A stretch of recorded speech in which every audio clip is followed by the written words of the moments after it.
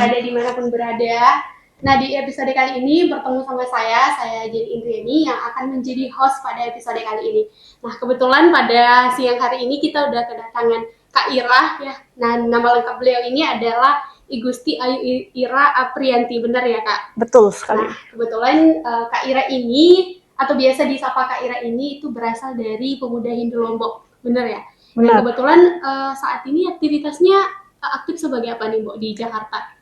Aktivitas di Jakarta itu sebagai pengurus pimpinan pusat KMHDI, tepatnya di Departemen Penelitian dan Pengembangan. Wah, luar biasa ya. Ya, sambil merintis karir lah.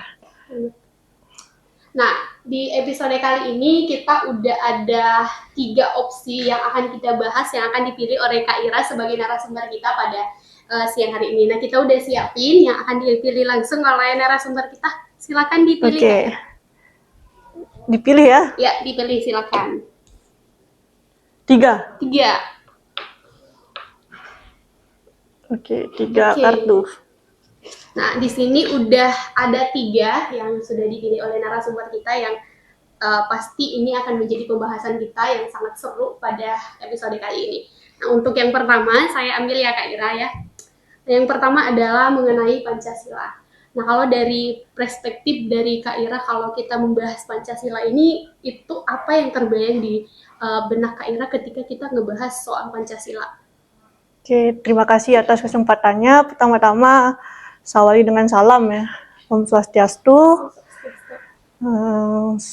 Halo sahabat atau apa ya sapanya? Sahabat Peradah ya, yang ada di seluruh Indonesia, khususnya di Jakarta. Pancasila ya, tadi saya diinfokan terkait podcast tentang moderasi. Nah, saya ingin mengaitkan Pancasila dengan moderasi dulu. Kan pada awal pencetusan negara Indonesia, itu para tokoh kita berhimpun kan, mematangkan konsep sebuah negara. Dan lahirlah sebuah ideologi yaitu Pancasila. Proses lahirnya ideologi Pancasila itu lahir karena nilai-nilai moderasi gitu. Benar. Jadi Indonesia itu bukan negara agama, bukan. Walaupun memiliki agama yang mayoritas, tapi Indonesia bukan negara yang agama. Nah, untuk mewadahi keberagaman yang dimiliki oleh Indonesia dari agamanya, kemudian suku, budaya, tercetuslah ideologi yang menjadi pegangan sebuah negara kita yaitu Pancasila. Nah, itu hebatnya ya. Walaupun moderasi ini baru digaungkan tahun 2014 kayaknya. 2019 waktu Menteri Agama Kiai Haji Lukman. Tapi penerapan moderasi itu sudah jauh dilaksanakan. Cuma digaungkan saja mungkin baru-baru ini. Jadi itu menurut saya, nilai Pancasila ini lahir karena moderasi itu. Betapa hebatnya tokoh-tokoh kita menurunkan egonya untuk mewadahi keberagaman itu yang dijadikan kekuatan kita. Oke, baik Kak. Ini tadi dari penjelasan Kak Ira nih, dan kebetulan kan Kak Ira dari Lombok nih. Kalau di Lombok sendiri, implementasi dari topik kita yang pertama mengenai Pancasila di generasi muda di Lombok itu seperti apa yang ada di Lombok? Kak Ira bisa nggak menggambarkan apa sih yang menjadi implementasi generasi muda di sana kalau kita berbicara mengenai Pancasila atau moderasi beragama sendiri? Oke, kalau di Lombok sendiri terkait moderasi itu bisa dilihat dari harmonisasi tradisinya. Jadi mungkin teman-teman sahabat-sahabat Peradah yang belum ke Lombok, saya sarankan ke Lombok ya. Walaupun pulaunya kecil ya, pulaunya kecil, tapi nilai-nilai keindonesiaannya itu cukup komplit di situ. Dari budaya, misalnya di Lombok itu mayoritas Muslim kan, tapi ada nilai-nilai budaya yang masih dijaga gitu. karena sejarah dulu sempat dikuasai atau bahasanya dijajah ya, bahasa singkatnya, oleh kerajaan Karangasem, sehingga budaya asli Lombok yaitu Sasak itu bertemu dengan budaya Bali gitu, sehingga menjadi budaya utama di Lombok sendiri. Jadi kita bisa melihat Bali di Lombok gitu. Dengan dari versi yang berbeda, dari akulturasinya. Tapi mirip tapi tidak sama gitu. Oke, baik. Jadi di sana keistimewaannya baik itu dari teman-teman Buddha di Lombok Utara itu sangat melekat dengan budaya lokalnya, bahasanya Sasak gitu. Begitupun Bali, dan ada yang paling menjadi perhatian penting di Lombok itu ada perang ketupat, namanya tradisi perang ketupat. Jadi di Pura Lingsar itu ada kawasan di mana pertemuan antara orang Hindu, suku Bali, dan suku Sasak, orang Muslim Lombok gitu. Di sana kita merayakan seremonian bersama gitu untuk menjaga keharmonisasian beragama di Lombok gitu. Itu yang memperkuatkan kita sampai saat ini. Iya, berarti memang dari segi perbedaan meskipun ada tetapi tidak saling beradu ya, meskipun satu daerah, meskipun Lombok adalah pulau yang kecil tapi bisa dijaga dengan hal-hal yang seperti itu. Harmonisasi lah jadinya. Ya, harmonisasi yang luar biasa. Nah, kita akan lanjut nih Kak Irah untuk topik yang kedua yang tadi sudah dipilih oleh narasumber kita, yaitu mengenai media sosial. Nah, media sosial ini, kalau kita membahas media sosial kan tidak akan ada habisnya dan akan selalu berkembang seiring dengan perkembangan teknologi. Dan kita pun sebagai generasi muda Hindu Prada ini pasti tidak ada yang tidak menggunakan media sosial. Kalau dari Kak Ira sendiri, kalau kita membahas dari media sosial, apa yang perlu gitu, apa yang terlintas di benak Kak Ira kalau kita membahas media sosial yang sebenarnya itu tidak bisa terlepas dari kehidupan kita sehari-hari? Silakan Kak Ira. Betul. Dengan perubahan zaman ya, menurut saya media sosial itu udah ada dari dulu, tapi bentuknya yang berbeda gitu, terus bertransformasi gitu. Dari dulu mungkin menggunakan media surat, menyampaikan informasi, kemudian maju sedikit ada radio, kita hanya mendengar, kemudian ada televisi, kita bisa melihat, dan sekarang kita bisa berinteraksi, melihat dan mendengar gitu. Kompleks lah. Nah, tentu setiap perubahan itu punya resikonya sendiri ya. Benar. Ada yang dikorbankan dan ada yang menjadi poin plus dari perubahan itu. Nah, kita bicara dari sisi negatifnya dulu deh ya. Karena pasti ada positif negatifnya sih yang berkembang sama. Dari negatifnya itu kan mempersempit ruang gitu. Mempersempit ruang. Jadi di saat kita ingin bertama, tapi karena media sosial itu kita lebih aktif di media sosial itu daripada ruang pertemuan gitu. Kadang kita canggung nggak sih bertemu diskusi secara langsung daripada di chatting kan, lebih asik, terbuka gitu. Kalau generasi sekarang menyebutnya mendekatkan yang jauh, menjauhkan yang dekat, ya benar ya, dari media sosial ini. Betul. Kemudian negatifnya itu ya individualis itu tadi gitu. Kemudian ketagihan ya. Ketagihan pasti. Kemudian di kesehatan kayaknya saya sempat beberapa, ternyata radiasi yang disebabkan oleh handphone itu mempengaruhi otak dan lain-lain. Mungkin itu sisi negatif dari kesehatan kita kan. Kemudian positifnya, nah melihat positifnya juga tidak sedikit ya. Pasti banyak. Zaman sekarang kan bisa menjadi ladang perekonomian. Sangat di saat anak muda kesusahan ini mencari lowongan pekerjaan, tapi media sosial menawarkan itu sebagai mata pencaharian juga, kayak influencer, bisa endorse. Nah, jadi tergantung individu. Nah, kalau saya melihat media sosial zaman sekarang, kok saya secukupnya. Secukupnya, sewajarnya ya. Secukupnya. Sempat tergiur, kan di Instagram, TikTok itu ada challenge-nya ya. Kalau kita selesaiin 200 followers, wah kita akan ke tahap berikutnya. Ya. Kadang kita terbawa nggak sih? Iya, terbawa. Kita apa ya, arusnya itu kita nggak bisa berhenti buat Iya, scroll. jadi 24 jam dari mata baru bangun sampai mau tidur itu gimana cara kita menyelesaikan challenge ini ya? Iya, benar-benar. Sehingga kita tidak menikmati kehidupan itu secara natural. Kayak gitu. Jadi secukupnya melihat apa sih yang lagi trendy. Kadang libur bermedia sosial, kembali ke hal-hal yang kuno gitu, kayak buku kan dibilang kuno sekarang, tapi itu perlu untuk keseimbangan kita di generasi sekarang yang serba cepat gitu. Ya, kalau dari persepsi ajaran Hindu sendiri, mungkin kita akan balik ke bagaimana kita menyepikan diri dulu ya Kak. Kalau misalnya kita lagi libur, kita nyepi dulu, tidak lagi menggunakan media sosial, baca buku, terus nulis. Itu mungkin opsi yang menurut kita diajarin dari Hindu sendiri ya, dari ajaran Hindu itu sendiri.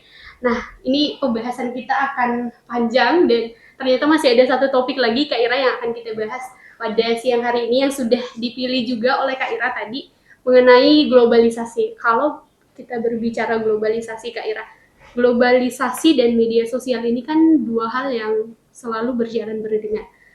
Kalau mengenai globalisasi dan membahas globalisasi, apa yang menjadi apa yang perlu dibahas gitu di globalisasi ini sendiri seiring perkembangannya zaman menurut Kak Ira? Oke, bicara tentang globalisasi, secara singkatnya, globalisasi itu kan terbuka dan bebas, luas gitu. Kita tidak boleh anti dengan globalisasi itu. Kalau anti, jika Indonesia anti dengan globalisasi, Indonesia akan tertinggal. Pasti. Dan akan ditinggalkan gitu. Karena setiap negara ini berusaha untuk bersaing di tingkat global gitu. Saatnya Indonesia itu harus beradaptasi. Beradaptasi, namun tidak melepaskan ini, modalnya itu yaitu budayanya. Ajarannya. Jika kita mengambil contoh ya, negara yang maju mengangkat kebudayaannya itu untuk global itu Korea ya. Iya, betul. Korea ada sebutan Hallyu Wave ya. Itu gelombang Korea. Dia mengangkat tradisionalnya, tapi dengan cara modern. Sehingga pasarnya itu lebih luas gitu. Bahkan Amerika masuk, Indonesia tergila-gila. Nah, untuk mengerimnya itu seperti apa sekarang gitu. Jadi budaya-budaya kita juga harus dikemas sedemikian rupa agar menarik gitu. Sehingga esensinya tidak ditinggalkan, namun anak muda juga mencintai itu karena dia masa kini gitu. Sama seperti batik gitu. Saya suka pakai batik karena sekarang kan sudah bertransformasi ya, batik itu tidak monoton, banyak polanya, banyak warnanya gitu. Nah, sekarang kitalah yang mencoba untuk bangga gitu. Menggunakan produk-produk lokal yang kita miliki. Kemudian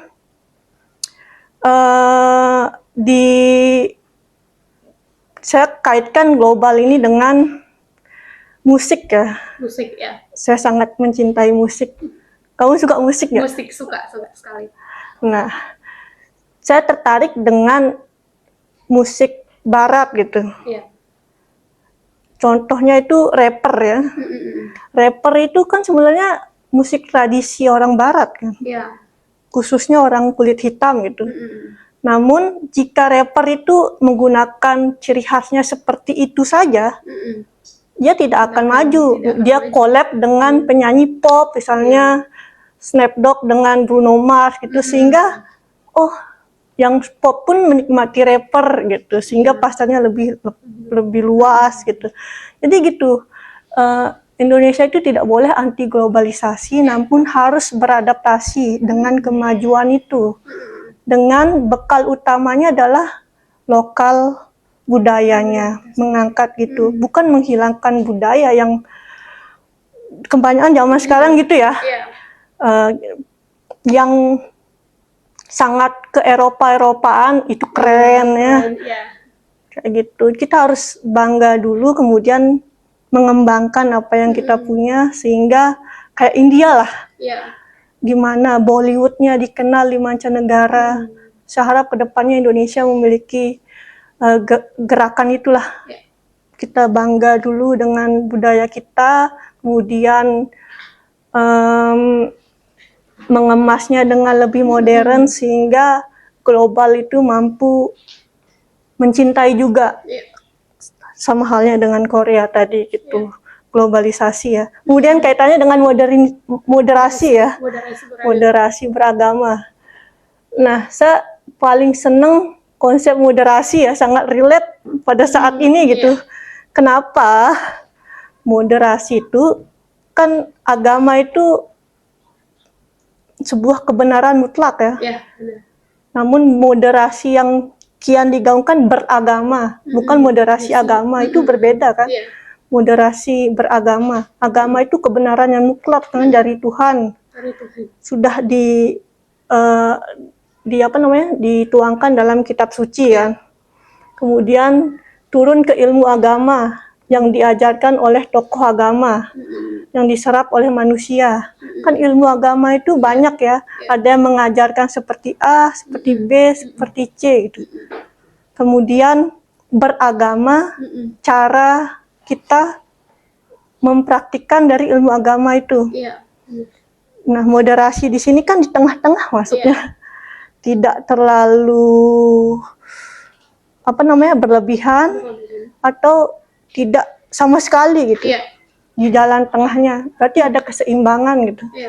Ada keseimbangan di jalan tengahnya. Nah, dari dulu kita mengenal toleransi kan? Benar. Toleransi. Ternyata indikator dari moderasi itu adalah toleransi gitu. Di saat moderasi itu berhasil, masyarakat saling bertoleransi, tidak ada kekerasan antar agama, tidak ada konflik sara. Nah, betul. Kita sudah tahu targetnya adalah toleransi. Nah, untuk mencapai target itu dengan cara moderasi beragama, saling menghargai, tidak menganggap agama kita lah yang paling benar, sedangkan di saat ada orang dengan cara yang berbeda, kita menyalahkan, malah bilang itu yang salah gitu. Menganggap bahwa itu jalan yang sesat ya kalau bahasa sekarangnya. Kayak gitu. Jadi tidak melupakan budaya lokal juga itu kan. Sebagai modal utama kita dalam menjemput atau beradaptasi dengan globalisasi itu. Berarti globalisasi kalau dari topik kita yang ketiga ini adalah bagaimana kita sebagai generasi muda, terutama generasi muda Hindu, kita boleh terbawa arus globalisasi, bagaimana kita mencintai apa yang ada di dalam diri kita, apa yang ada di dalam menjadi ciri khas kita sendiri, bagaimana kita mengemasnya untuk mengikuti peran kita di perkembangan globalisasi ya Mbak. Ya, dengan modal budaya kita. Dengan modal budaya kita dan tentunya tidak melupakan ajaran-ajaran kita sebagai generasi muda Hindu. Betul.